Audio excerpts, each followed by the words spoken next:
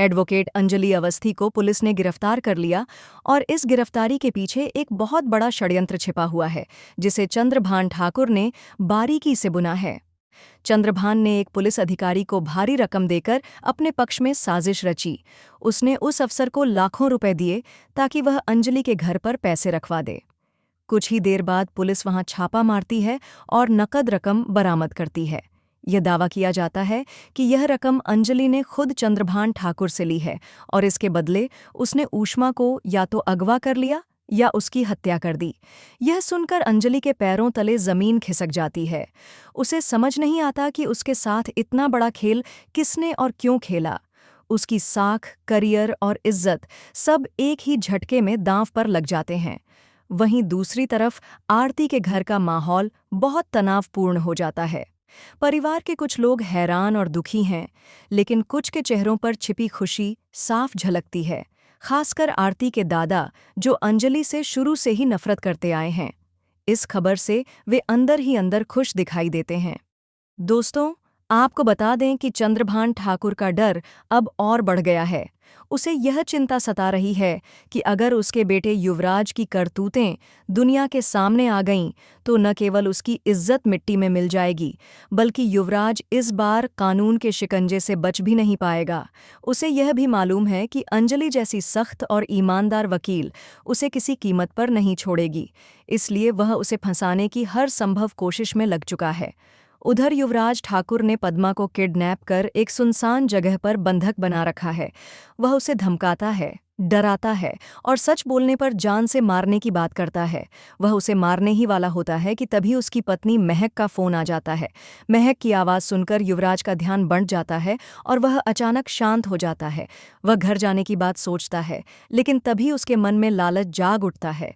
उसे याद आता है कि शादी के जोड़े और गिफ्ट्स के लिए पैसे कहाँ से आएंगे। इसी सोच में वह रुक जाता है और फिर से उसी गंदे काम में लग जाता है, पद्मा को धमकाने और उसे नुकसान पहुंचाने में। वहीं दूसरी ओर अंजलि को गलतफहमी हो जाती है कि राजपूत परिवार ने पद्मा को अगवा किया है। वह बिना कुछ सोचे समझे सीधे उनके घर पहुंच जाती है और सबके सामने कहती है, आप लोगों ने पद्मा को किडनैप किया है, बताइए वह कहाँ है। बात बढ़ती है और गुस्से में आकर अंजलि अभय को थप्पड़ मार देती है। यह देखकर आरती का गुस्सा फूट पड़ता है। वह अपनी मां के इस व्यवहार से दुखी और नाराज दोनों हो जाती है। हालांकि पुलिस अंजलि को गिरफ्तार कर लेती है, लेकिन यह गिरफ्तारी उसके लिए अंत नहीं, बल्कि एक नई शुरुआत साबित होती है। पुलिस स्टेशन में आरती अपनी मां के बचाव में आगे आती है। वह पूरी कोशिश करती है कि अंजलि को छुड़ा सके और उसके खिलाफ रची गई साजिश को बेनकाब कर सके। आरती के दिल में अब अपनी मां के लिए गुस्से से ज्यादा सहानुभूति और विश्वास है। वह जानती है कि उसकी मां निर्दोष है और कोई बड़ी ताकत उन्हें एक दूसरे से दूर रखने की कोशिश कर रही है। अब सवाल यह उठता है कि आखिर कौन है जो अंजलि और आरती को मिलने नहीं देना चाहता? किसे इस जुदाई से फायदा हो रहा है?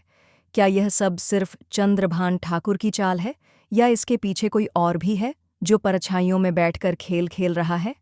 और सबसे बड़ा सवाल, क्या अंजलि को सच्चाई समय रहते पता चलेगी, या फिर यह साजिश उसकी जिंदगी को तबाह कर देगी? वहीं युवराज की कहानी भी अब एक नए मोड़ पर पहुंचने वाली है। क्या वह अपने मंसूबों में कामयाब हो पाएगा? क्या अंजलि अपनी बुद्धि और साहस से सच्चाई उजागर कर पाएगी, या फिर युवराज और चंद्रभान की चालें उसे हरा देंगी? दोस्तों, आपको क्या लगता है? क्या अंजलि और आरती एक बार फिर साथ आ पाएंगी? क्या न्याय जीत पाएगा या चालाकी? हमें अपने विचार कमेंट बॉक्स में ज़रूर बताएं और ऐसे ही धमाकेदार ट्विस्ट और अपडेट्स जानने के लिए चैनल को सब्सक्राइब करना ना भूलें।